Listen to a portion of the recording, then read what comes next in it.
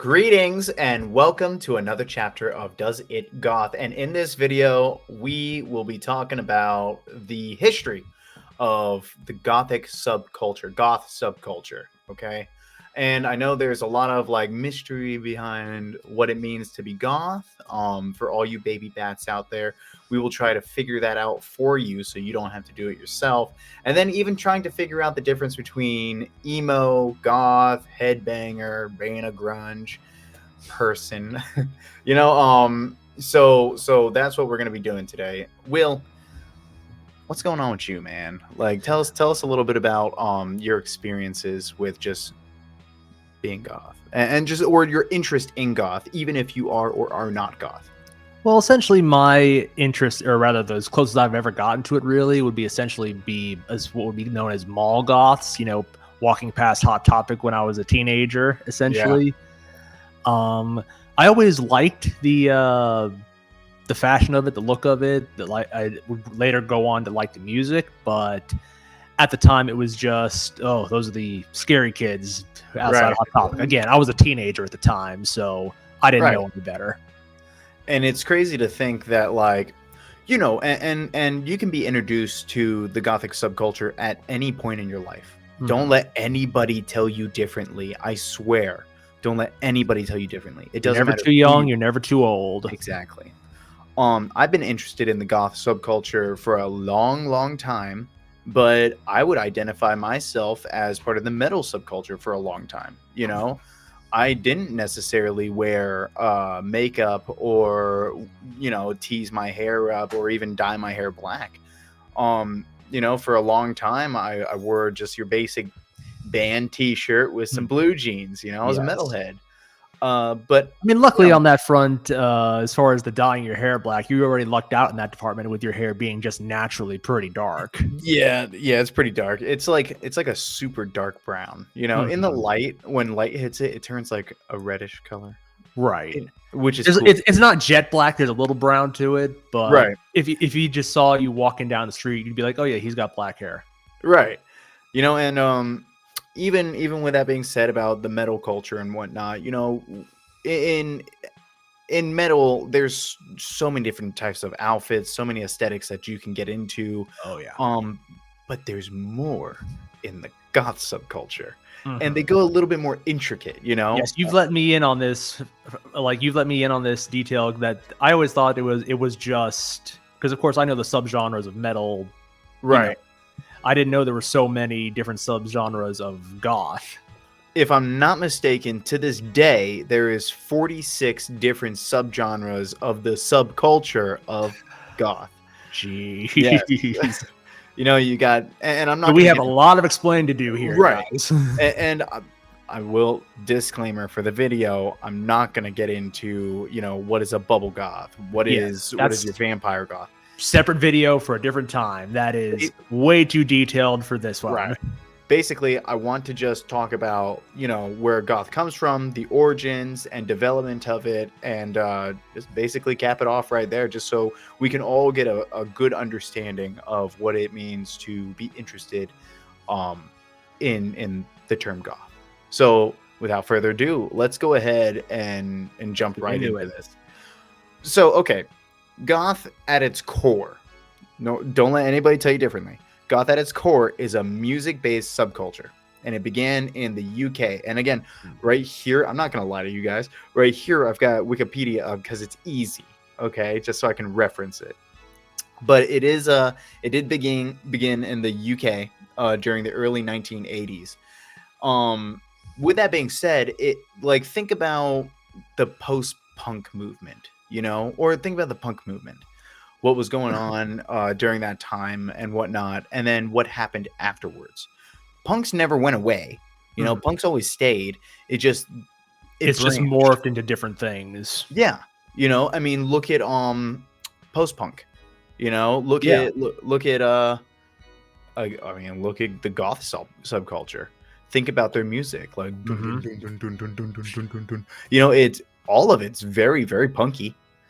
But all of it has very dark undertones, you know, Mhm. like you're not getting a lot of like you know, like that's like early punk. Mhm.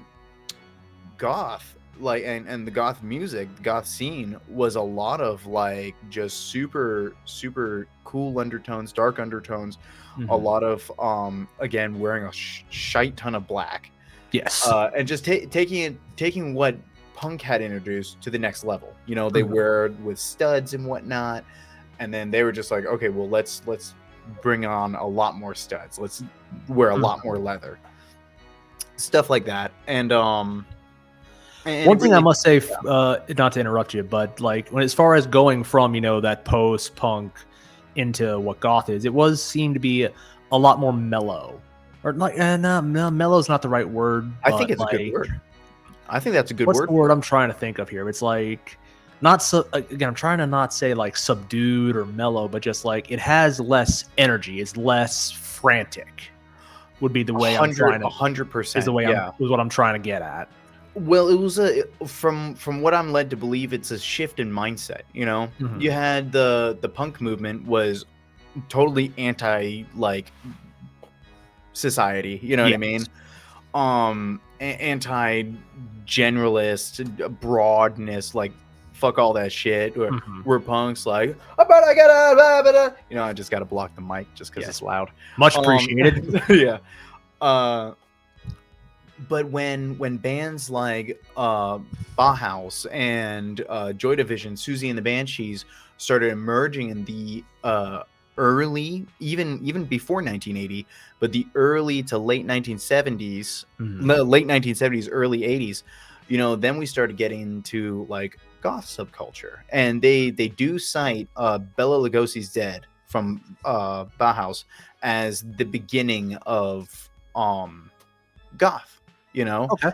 and you hear that song and it's like gung, gung, gung, abunda, gung, gung. You know, you got like 9 minutes of just like that. Mhm. You know, and like a whole little midsection, maybe 3 minutes worth of like Bela Lugosi's dead. But that, like, that's about it, you know. That um is one cool thing to say is like we actually do know with so many like other like subcultures and things like that. It's just kind of like, well, it could have started with this, it could have started in this one. These guys could have been the first ones. It's yes, nice to know that we actually have, in this case, we actually have this is a number one. set. Yeah, there This is there where it are starts. the bands that started it. Susie and the Banshee, you know, like Bauhaus, The Mhm. Cure came a little later, but they were pretty early on. All these bands were some of the most influential for the goth subculture. Mhm.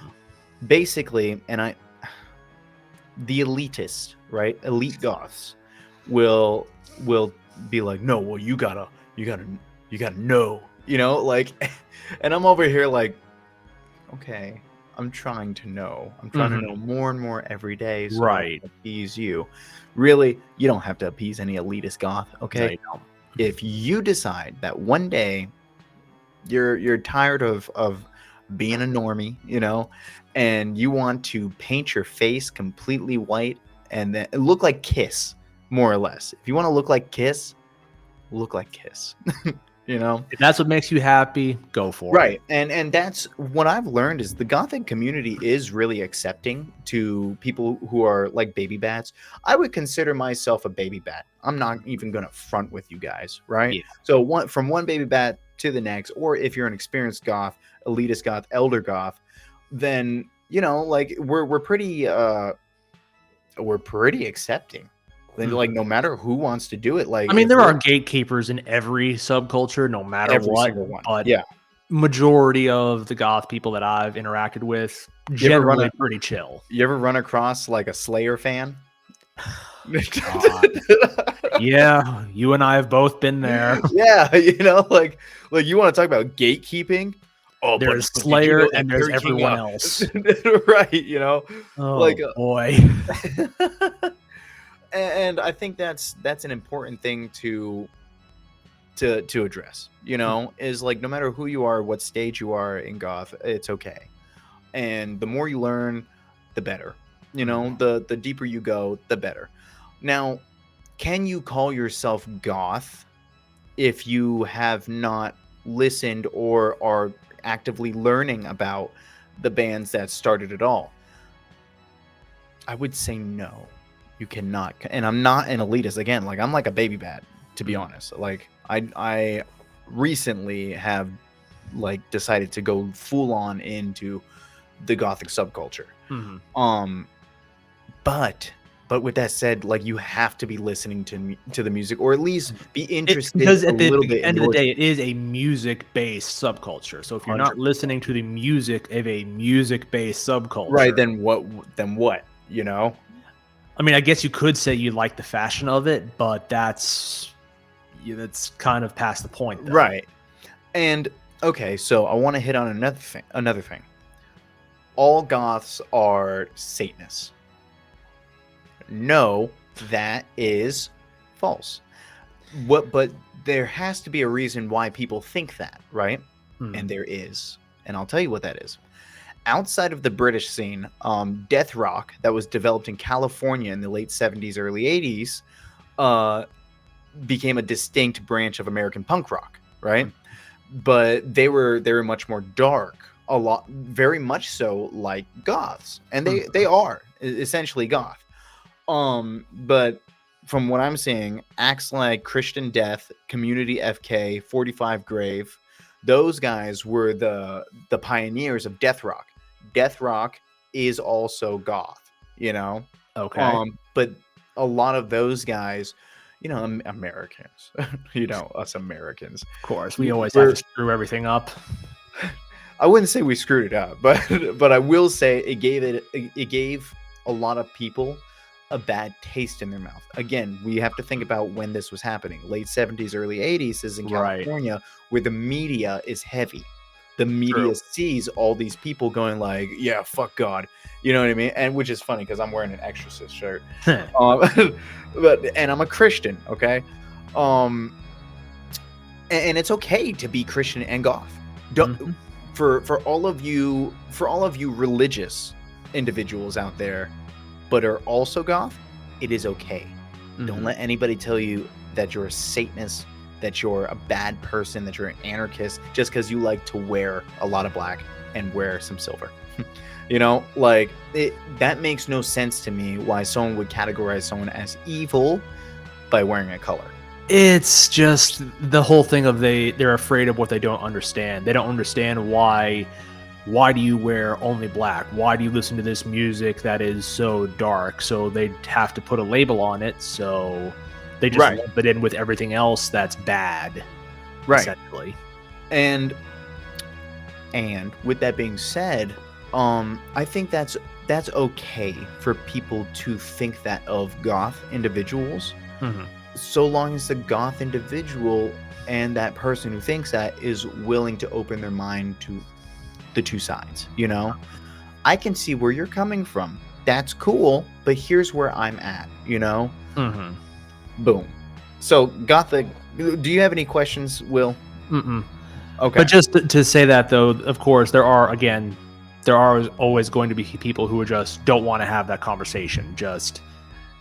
Right. No matter what you could tell them, just know this music is evil. You're evil. Whatever. Period. You're gonna have your. There are some people that are just no convincing. Yeah. Ignorance is bliss, and bliss is amazing. Okay. So Gothic genre.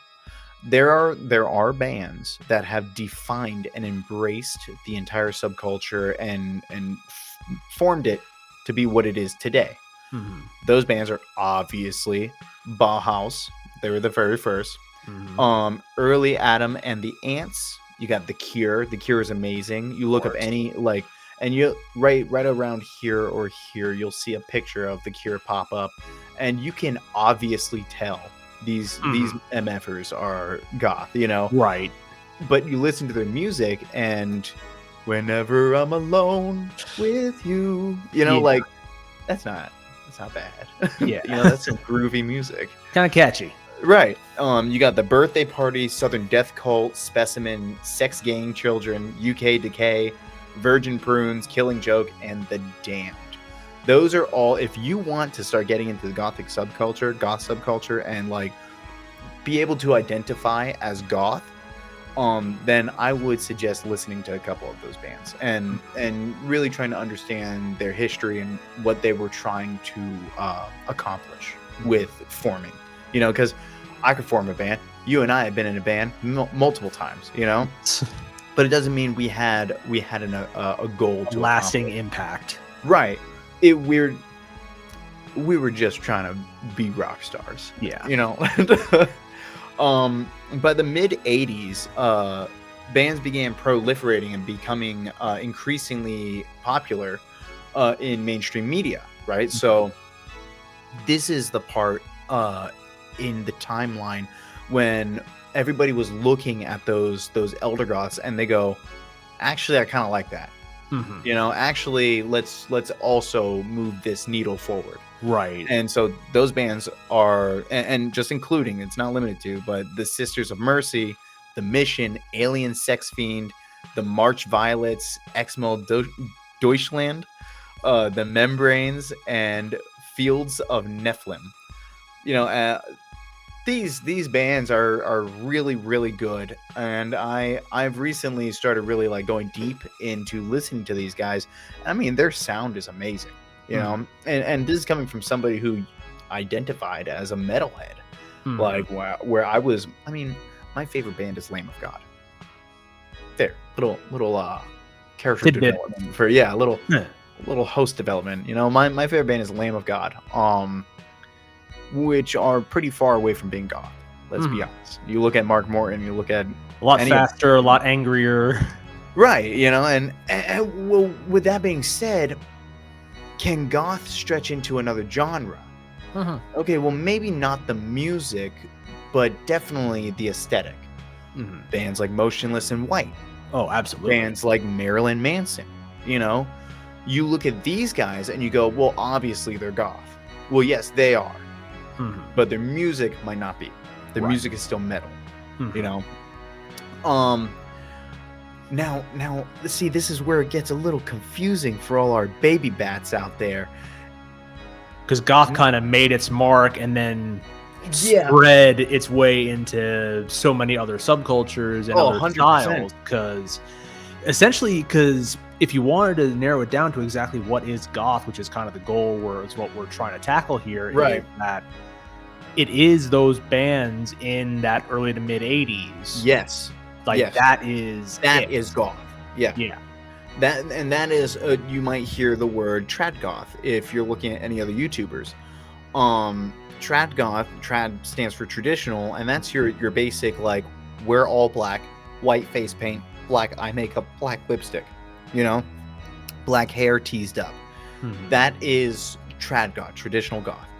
But by the 90s, I mean, like by the 90s, shit started popping off. Like we started getting like crazy amounts of goth subgenres, you know, which include cyber goth. You ever seen the video of those goths dancing under the freeway? Classic YouTube video. Right. Those are cyber goths, right? One of my favorite bands ever is cyber goth, and that's Kami Christ. They did the soundtrack to DMC, the really shitty Devil May Cry game. You know, but also Andy LaPlaga, who's the lead singer and also the frontman and also the guy, like he pretty much plays and records all the music. He is the band, and he just has a touring band. He ended up doing the music to Hellblade, which is if you look into Hellblade, it's kind of really goth, like as far as games go, and we'll cover that on another video. I really would love to make that video, is like what kind of games are goth, like gothic gaming. Oh yeah, because we'll definitely like get into that. Yeah, it's a real thing. But then you know, you got your cyber goths, you got your shock rock, Marilyn Manson. That's where Marilyn Manson comes in. Yeah, scratching the innards of his mouth so he can bleed, you know, smacking the microphone against his forehead to bleed, you know, just shocking you. You have industrial metal, much like Rammstein, you know. Rammstein. Yeah. I've heard it both ways. I usually say Rammstein, but I mean, no one's gonna fault you. I wanted to try it. I wanted to try it. The Steen, you know, it's like Bearstein and Bearstein. Yeah. Which one? No one's gonna fault you. Yeah, but industrial metal. So like a lot of like boom, boom, boom, boom, you know, this like, is where a lot of like almost metalcore, and you know, the like I'd say modern or well 2010s metalcore, because this is where a lot of the heavier down-tuned stuff comes from. It didn't start as you know Killswitch Engage, both my Valentine and Trivium playing in drop C, you know, playing fast. It started with a lot of this heavier, just kind of dong, you know, a lot of this droning, you know, atmospheric stuff. You know, like like very melodic, very melodic, like with very like slow and very heavy. Right, not so, as in the words of Mark Morton from Lamb of God, not so schizophrenic on the guitar, you know. That's a good way to put it. Yeah, there was a lot less chaos and a lot more drive to the music. With that being said, the last two things that came out in the 90s was gothic metal, which is like Cradle of Filth, okay, and then medieval folk metal, which I'm sure there's something I haven't looked into that one much. Right, haven't. Not only that, is like on Wikipedia, you know how there's like blue, like it doesn't even have a. It doesn't even have any. It's not popular enough to have its own article. Right. So just to consolidate all that, we're thinking like this. Goth started in the late 70s, got huge in the 80s, and really defined and formed itself and branched off by the 90s. Okay. And that's basically the music subculture. You can dress however you want. In the 70s, you think people were buying from Killstar? You think people were buying like super expensive? I mean, if they could, they probably would have, but those stores did not exist yet. Right. Here's the craziest thing. I've seen this question often, and that's, is it expensive to be goth? Yes. Nowadays it is. Absolutely. Nowadays. And no. It doesn't have to be. Go to a thrift store, buy some black clothes. Yeah. If you're a girl, get a dress, get some ripped up jeans. You know what I mean? It'll be fun. I mean, that is honestly a great piece of advice. Just in general, just go to a thrift store, see what you can find. Because yes, if you look at Killstar and a lot of these things where there's custom made stuff, of course that's going to be more expensive. Right. You can get a pair of jeans from a thrift store and and cut them up, dress them up however you want. Well, go wild. Buy 100 piece of safety pins. Rip up your shirt and then pin them back together. Dude, that's goth. You know what I mean? Like there's so many things you could be doing to enhance your wardrobe and make it more dramatic. You know, however you want it to be, but still goth. The limits are your own creativity. Period. So I think, do you have anything to say about? No. I got you. I'm good. I got you. So we hope you like the video, and we do ask that you like and subscribe, because that really helps us out. And make sure to leave a comment letting us know what you want to see in the next video, because we will make it. And make sure to share this with 3 friends who you think might also be a little dark and spooky.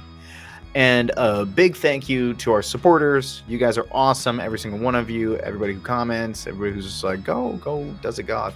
You guys are amazing. And we wouldn't be doing this without you. So until the next video, stay gothic, YouTube.